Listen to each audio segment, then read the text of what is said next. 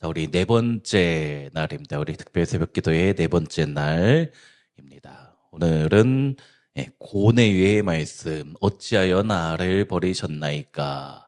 라는 말씀에 대해서 같이 살펴보려고 합니다. 오늘 본문 마태복음 27장 46절 말씀 우리 함께 읽습니다. 제9시쯤에 예수께서 크게 소리질러 이르시되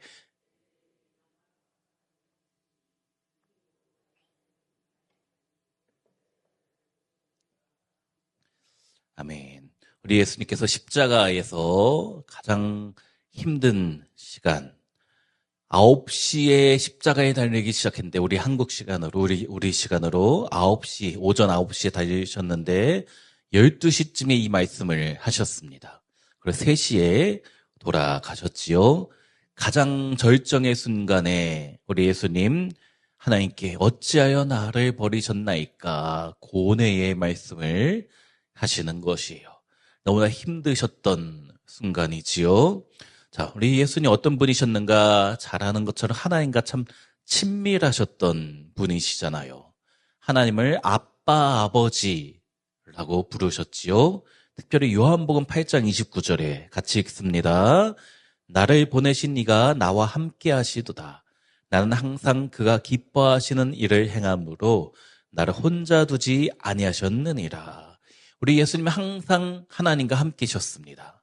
항상 함께 계셨어요. 한순간도 우리 하나님은 예수님을 외면하지 않으셨던 것이지요. 딱 한 번, 이 십자가의 순간에는 하나님이 그 얼굴을 돌이키셨다. 예수님으로 향하지 않으셨다라는 것이에요. 요한복음 11장 42절에는 항상 내 말을 들으시는 줄을 내가 알았나이다. 우리 예수님이 기도하시는 거 하나님이 항상 들어주셨습니다. 단 한 번, 이 십자가 순간만 제외하고 있지요. 마지막 순간에 하나님을 아버지라고 부르지 못하고 그냥 나의 하나님, 어찌하여 나를 버리셨나이까? 하나님을 아버지라고 부를 수조차 없었던 순간이지요. 하나님의 자녀가 하나님의 아들이었던 우리 예수님이 아버지라고 부르지 못하게 되었던 것입니다. 버림받으신 것이지요. 외면당하신 것입니다. 십자가의 고통인데 사실은 육체적인 고통이 있어요. 못 박힌 손, 또 발, 창에 찔리고 가시면류관 쓰고 채찍질로 인하여서 살이 다 찢겨나가는, 피와 살이 다 뜯겨나가는 참혹한 고통이지요. 또 정신적인 고통도 있었습니다. 수많은 사람들의 또 로마 군인의 조롱과 모욕을 당하셨고 특별히 사랑하시던 제자들의 배신 알고 있었지만 그럼에도 불구하고 사랑하던 제자가 이렇게 자신을 모르고 욕을 하던 제자들 얼마나 마음이 아프셨을까. 또 가장 심한 고통은 영적인 고통이죠. 그것이 하나님과 분리된 것, 하나님과 관계가 단절이 된 것입니다. 너무나 큰 십자가의 고통이 있었던 것인데 이 십자가의 고통이 무엇인가? 빛이 상실한 것입니다. 우리 예수님에게 비쳤던, 항상 있으셨던 빛, 아니 예수님 자체가 빛이셨는데 그 빛을 잃어버리게 된 것이지요. 우리가 읽었던 말씀 46절 바로 앞에 말씀 보니까는 이렇게 말씀합니다. 제6시로부터 온 땅에 어둠이 임하여 제9시까지 계속되더니 이 말씀하고 나서 어찌하여 나를 버리시나이까 라는 말씀이 나오는 것이지요. 이 어둠이 무엇인가? 이 어둠이 무엇인가? 아모스서에도 나오지만 빛을 잃은 것은 하나님의 심판을 상징하는 것입니다. 빛을 잃은 것은 하나님의 심판을 상징하는 거예요. 우리가 잘 아는 출애굽할 때 이스라엘 백성이 출애굽할 때 애굽 땅에 10가지의 재앙이 내렸습니다. 그 중에 9번째 재앙이 빛이 사라진 것, 흑암의 재앙이었지요. 그 흑암의 재앙 이후에 10번째 장자, 마다들이 죽는 재앙이 있었습니다. 예수님도 마찬가지지요. 이 흑암의 재앙이 있고 하나님의 맏아들 대신 예수님이 죽음을 맞이하게 되었습니다. 가장 처참한 심판이 빛을 잃고 나서 임하게 된 것이지요. 이것이 하나님의 심판, 우리 예수님을 심판하신 것입니다. 그러면 왜 하나님이 예수님을 심판하실 수밖에 없었는가? 왜 하나님은 아들을 버릴 수밖에 없었는가? 그 이유는 죄인은 버림받을 수밖에 없기 때문입니다. 요한계시록 21장에 보니까 그러나 두려워하는 자들과 믿지 아니하는 자들과 흉악한 자들과 살인자들과 음행하는 자들과 점술가들과 우상숭배자들과 거짓말하는 모든 자들은 불과 유황으로 타는 못에 던져지리니 이것이 둘째 사망이라. 둘째 사망. 이 땅에서 육신이 죽은 것이 끝이 아니고 두 번째 사망이 있다. 영원한 심판, 지옥에서 영원한 심판을 당하게 된다라는 것이지요. 자, 우리가 사도신경을 아는데 우리가 아는 사도신경에 어떤 내용이 있습니까? 장사되고 사흘 만에 살아나셨다라고 하는데 영어 사도신경을 보면 장사되고 지옥에 내려가셨다라는 내용이 나옵니다. 우리 한글에서는 왜 그 내용을 뺐는지, 그게 좀 더 은혜스러워서 뺐는지는 모르겠지만 저는 예수님이 지옥에 가셨다라는 것이 더 은혜스럽습니다. 내가 지옥 가야 되는데 우리 예수님이 지옥까지 내려가셨다. 둘째 사망을 겪으셨다라는 것이지요. 왜 그래야 됐는가? 죄의 대가는 사망이기 때문입니다. 자, 우리 로마서 6장 23절 같이 한번 읽습니다. 죄의 삭은 사망이요 하나님의 은사는 그리스도 예수 우리 주 안에 있는 영생이니라. 죄의 대가는 죽음이다. 사망뿐이다. 라는 것이에요. 우리 예수님이 내가 죽어야 되는데, 내가 죄인이기 때문에 죽어야 되는데 우리 예수님이 대신 죽으시고 대신 지옥에 가셨다라는 것이지요. 그로 인하여 우리 예수님이 어린 양이 되사 우리 죄를 담당하셨다. 제물이 되셨어요. 소가 되시고 염소가 되시고 어린 양이 되셔서 내가 죽어야 되는 그 모든 죄의 값을 삭을 치루어 주신 줄로 믿습니다. 자, 우리 이사야 53장 6절 말씀 같이 읽습니다. 우리는 다 양 같아서 그릇 행하여 각기 제 길로 갔거늘 여호와께서는 우리 모두의 죄악을 그에게 담당시키셨도다. 우리가 양 같아서 그릇 행하여 자기가 가고 싶은 대로 마음껏 죄 지으며 살아서 우리가 이제 지옥에 갈 수밖에 없는데 여호와 하나님께서는 우리의 죄악을 그에게 예수님에게 담당시키셔서 나 대신 죽게 되고 나 대신 지옥에 가게 되었다라는 것이지요. 그 예수님이 또 고린도후서 5장 21절에 무엇이라고 합니까? 같이요.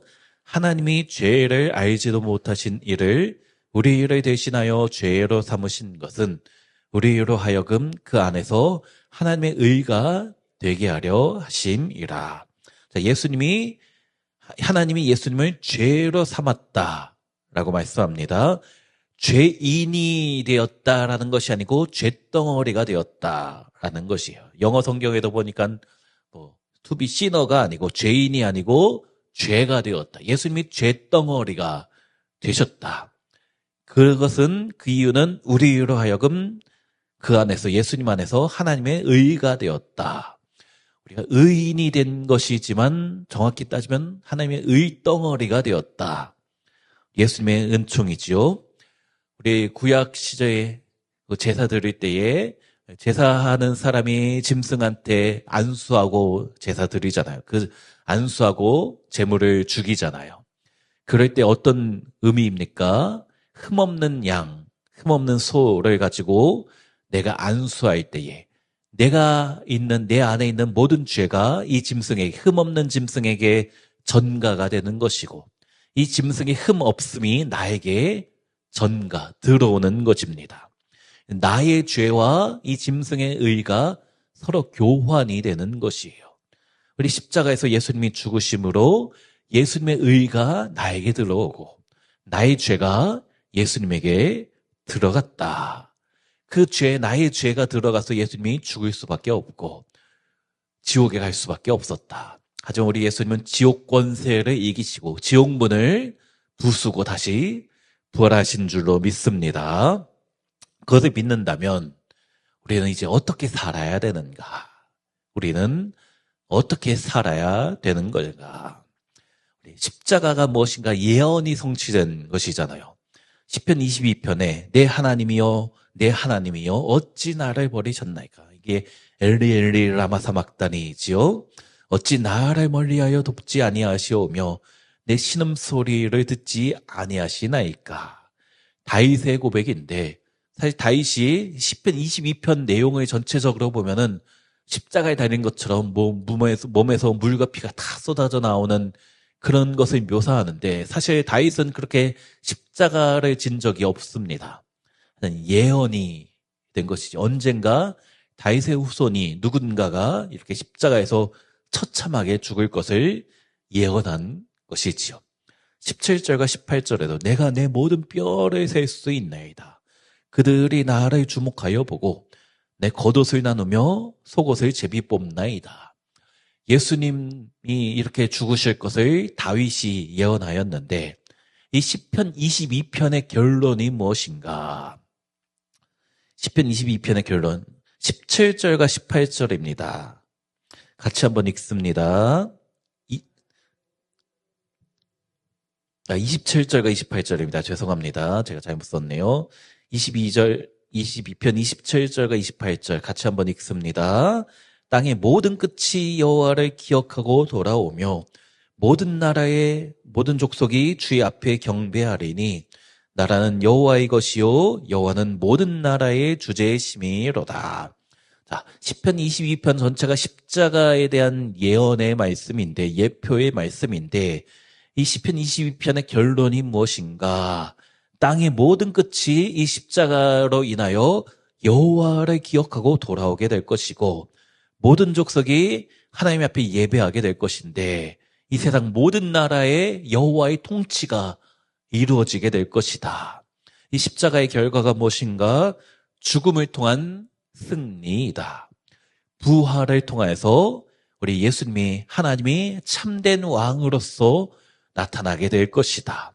우리 예수님이 죽으시고 지옥에 가셨지만 사흘 만에 지옥 권세를 깨트리고 완전한 부활하셔서 영원히 다스리실 것이다. 모든 나라의 주제가 되셔서 모든 나라의 주인이 되셔서 우리 이 땅을 영원히 통치하게 되실 줄로 믿습니다. 그것을 믿는다면 우리는 또 어떻게 살아야 될 것인가? 이 십자가를 붙잡고 살아야 되는 것이지요. 십자가의 은혜 어떤 것이 있습니까? 예수님이 우리의 모든 고통을 이해하신다. 우리 히브리서 4장 15절 말씀 함께 읽습니다. 우리에게 있는 대제사장은 우리의 연약함을 동정하지 못하실 이가 아니요 모든 일에 우리와 똑같이 시험을 받으신 이로되 죄는 없으시니라. 우리 예수님 어떤 분이신가? 대제사장이신데 인간 대제사장과는 다르고 우리를 위하여 친히 제물이 되신 제사장이다. 그로 인하여 우리의 연약함 또 우리의 죄까지 동정하실 수 있다라는 것이에요. 우리가 얼마나 연약한지 또 우리 안에 있는 모든 육체의 연약함들, 질병의 문제 동정하실 수 있는 분이시고 여러 가지 자유롭지 못하고 속박당하고 있는 것들, 죄에 묶여있고 또 물질의 어려움 가운데 묶여있는 영적인 것에 묶여있는 우리를 동정하실 수 있는 분이시다. 왜 그런가? 우리 예수님이 친히 그것을 경험해 보셨기 때문에 우리가 하나님으로부터 때로는 하나님 침묵하시는 것처럼 느껴질 때가 있지만 우리 예수님은 그것을 다 경험해 보셨기 때문에 우리를 동정하실 수 있고 이제 우리를 도와주실 수 있는 분인 줄로 믿습니다. 그것을 믿으면 우리는 어떻게 해야 되는가? 영문 밖으로 예수 그리스도에게 나아가야 된다라는 것이지요. 히브리서에 나온 말씀인데 이것은 레위기 6장 16장이죠. 제가 잘못 썼네. 16장 10절에 아사셀을 위하여 제비 뽑은 염소는 산채로 여호와 앞에 두었다가 그것을 속죄하고 아사셀을 위하여 광야로 보낼지니라. 자, 아사셀 염소를 광야로 쫓아냅니다.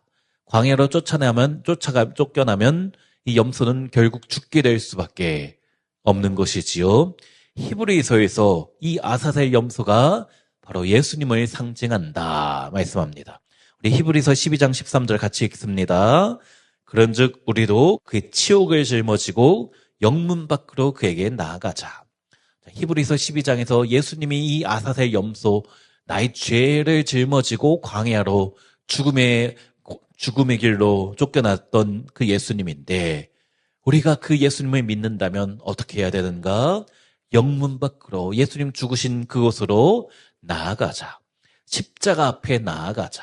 나를 위하여 참혹한 죽음을 당하신 그 현장 가운데 예수님의 죽으신 현장 십자가 앞에 날마다 나아가야 될 줄로 믿습니다. 그 예수님의 십자가를 날마다 생각하며 날마다 감사하며 감격하며 살아야 될 줄로 믿습니다. 이 십자가의 절규, 우리 예수님이 절망하시고 고뇌하시며 절규하시는 것은 사랑의 선언입니다. 사랑의 선언이 된 것이지요. 하나님이 침묵하셨어요. 예수님을 향하여 침묵하셨는데 이 침묵은 구원을 준비하시는 과정이었던 것입니다. 예수님께서 하나님의 침묵을 경험하셨기 때문에 우리를 동정하실 수 있다라고 하였잖아요. 이제 우리도 그 예수님의 은혜를 받은 자이기 때문에 어떤 마음으로 살아야 되는가, 또 어떤 은혜가 주어지는가, 우리 마지막 요한복음 14장 18절 같이 읽습니다. 내가 너희를 고아와 같이 버려두지 아니하고 너희에게로 오리라. 예수님이 버림당하셨기 때문에 우리는 버림당하지 않게 되었습니다. 예수님이 하나님으로부터 외면당하셨기 때문에 우리가 외면당하지 않게 된 것이에요. 우리는 죄인이기 때문에 하나님의 심판을 당할 수밖에 없지만 예수님이 심판당하셨기 때문에 우리 역시 이제 심판당하지 않게 되었다라는 것이지요.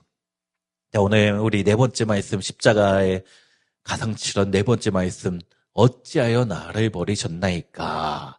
이 말씀 보면서 하나님이 우리 삶 가운데 때로는 침묵하시는 것처럼 느껴질 때가 있지요. 나의 기도를 왜 이렇게 늦게 안 들어주시는지, 우리 가정 가운데 왜 이런 아픔이 여전히 있는지, 왜 우리 가족은 아직까지 예수님을 영접하지 못하고 있는지, 때로는 주님이 침묵하시는 것처럼 느껴지지만 예수님이 버림당하심으로 우리는 버림당하지 않을 것을 확신해야 되는 것이지요. 예수님이 십자가에서 하나님이 예수님을 외면하신 것처럼 느껴졌던 그 순간, 그것이 우리 인간의 고통과 고난을 똑같이 겪을 때가 있잖아요. 우리가 때로는 하나님 왜 나를 버리셨나이까? 내 질병 가운데, 또 나의 실패 가운데, 또 여러 가지 마음의 상처, 아픔 가운데 물질적인 어려움이 찾아오면 하나님의 임재를 느끼지 못할 때가 있지만 우리 예수님은 나의 아픔, 나의 고통을 알고 계시고 내가 너를 버리지 아니할 것이다 라고 우리 예수님께서 말씀하여 주신 줄로 믿습니다.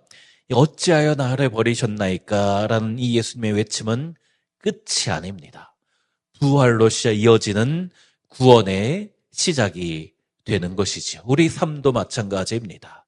우리 삶 가운데 때로는 하나님의 외면이 있는 것처럼 하나님의 침묵이 느껴지는 것처럼 느껴질 때가 있지만 그러나 우리는 하나님께서 예수님이 대신 침묵을 경험하셨기 때문에 심판을 경험하셨기 때문에 우리에게는 이 심판이 없는 줄로 믿고 우리 가운데 반드시 은혜가 주어질 줄로 믿고 축복이 주어질 줄로 확신하는 우리 모든 성도님들 되시기를 주의 이름으로 축원합니다.